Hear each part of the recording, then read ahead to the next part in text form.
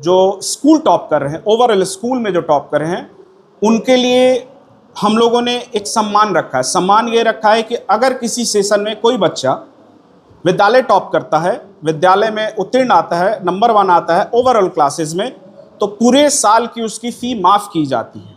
जी बिल्कुल। मतलब ये दो चीज़ें हैं, मैं बता दूं कृष्णा जी, दो चीज़ें हैं। एक, ओवरऑल टॉपर पूरे विद्यालय में जो टॉप करेगा उनका पूरे 1 साल का फ़ी माफ़ रहेगा। दूसरा, जो क्लास टॉप करेगा, जो फर्स्ट आएगा क्लास में, उनकी हाफ फ़ी माफ़ करी जाती है आदित्य इंटरनेशनल स्कूल में। मतलब ये एक मतलब मान लीजिए मिस साहिला मैम जी, उनके द्वारा हमारे बच्चों को पुरस्कृत किया गया।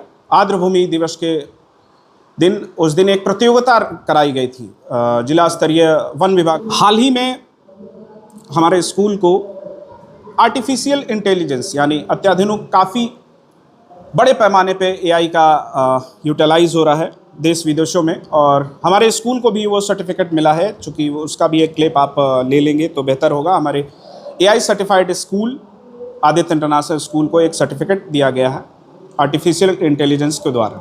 कोरोना के पीरियड में इस स्कूल का ओपनिंग हुआ था और लगभग 5 साल बीत गए हैं। 6ठा साल चल रहा है, 5वां एनिवर्सरी मनाया जा रहा है, एनुअल फंक्शन मनाया जा रहा है। कितना बदलाव हुआ इन 5 से 6 सालों में?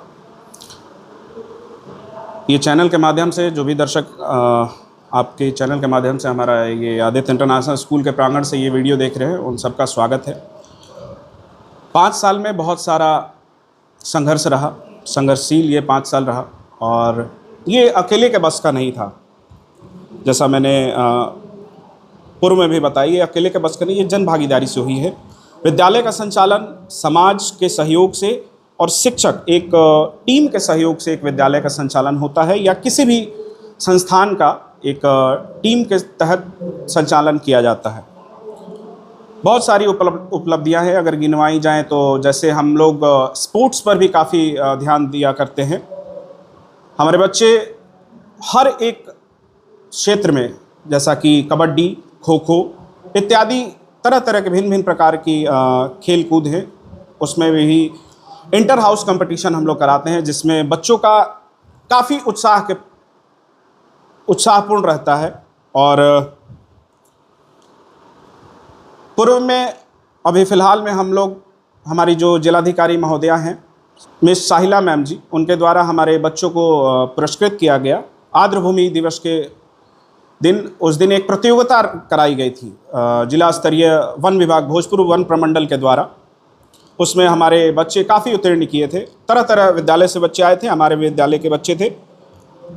दूसरी चीज़ ये कि हम लोग जो 2 बार पर्वतारोही रही हैं श्रीमती संतोष यादव जी, उनसे भी हमारा बच्चों का मिलना हुआ। उनसे काफ़ी ऊर्जा मिली हमारे बच्चों को। और इस समाज में, जैसा कि आपने हमसे प्रश्न किया कि आने वाले 5 साल या बीते हुए 5 साल में समाज में शिक्षा का अलग जगाना, ये एक महत्वपूर्ण भूमिका रखता है एक विद्यालय के लिए। चूँकि तरह तरह की कठिनाइयों का सामना करते हुए शिक्षा का जो स्तर है, दिन पे दिन सरकार के द्वारा, हमारे जो भी सरकार हैं उनके द्वारा, ये कई तरह का नए छात्रों के लिए कोई ऑफर प्रक्रिया चल रही है? नए छात्रों के लिए या नए जो नामांकन सत्र है हमारा 2026 से 27, उसमें हम लोगों ने फरवरी 2026 जो नए सत्र का नामांकन है, ये हम लोगों ने फ्री रखा है। जो भी बच्चों का नामांकन किया जाएगा फरवरी 28 तक ये फ्री नामांकन किया जाएगा। चाहे लड़का हो या लड़की? जी बिल्कुल, लड़का हो या लड़की, फ्री में। जी। 1 क्लास से कितने क्लास तक? जी, नर्सरी से क्लास 8 तक। जी बिल्कुल बिल्कुल। अगर बात की जाए तो गर्ल्स को लेकर के बहुत सारा लोग मतलब ऑफर निकालते हैं कि कैसे लड़कियां जो हैं वो पढ़ने आए, अच्छे स्कूल में पढ़े। क्या आप लोग भी कुछ ऐसा? बिल्कुल। ये चूँकि ये जो विद्यालय है हमारे पिताजी का सपना है, श्री हरीशचंद्र पाठक जी, जिनको बुल्लू पाठक के नाम से लोग जानते हैं। तो पिताजी का ये कहना था कि हमारे जो बच्चे हैं जो स्कूल टॉप कर रहे हैं, ओवरऑल स्कूल में जो टॉप कर रहे हैं, उनके लिए हम लोगों ने एक सम्मान रखा है। सम्मान ये रखा है कि अगर किसी सेशन में कोई बच्चा विद्यालय टॉप करता है, विद्यालय में उत्तीर्ण आता है, नंबर 1 आता है ओवरऑल क्लासेस में, तो पूरे साल की उसकी फ़ी माफ़ की जाती है।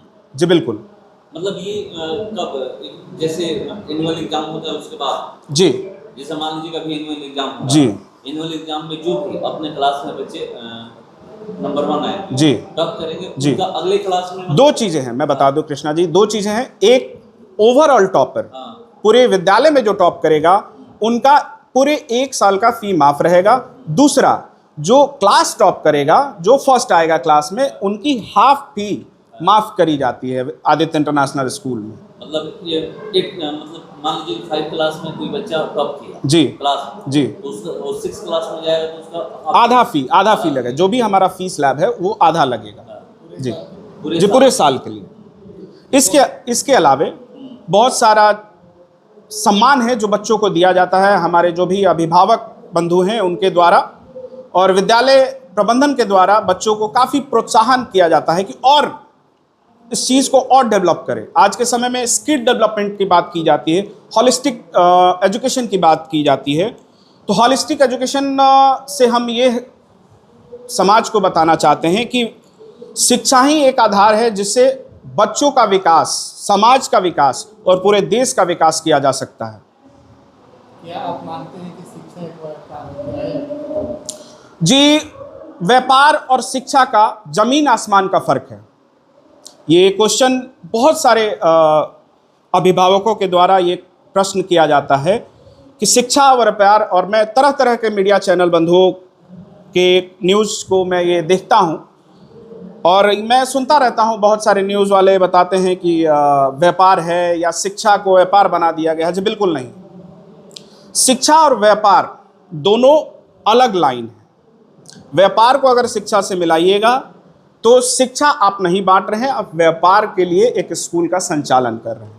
प्राइवेट स्कूल होने के नाते समाज के प्रति आपकी क्या जिम्मेदारी है? प्राइवेट स्कूल होने के नाते समाज के प्रति मेरी जिम्मेदारी के साथ साथ अभिभावकों की भी जिम्मेदारी है कि स्कूल के प्रबंधन के साथ मिलकर अपने बच्चों का विकास साथ में मिलकर करें। जैसे कि हमारे स्कूल्स में हर महीने शिक्षक अभिभावक बैठक की जाती है।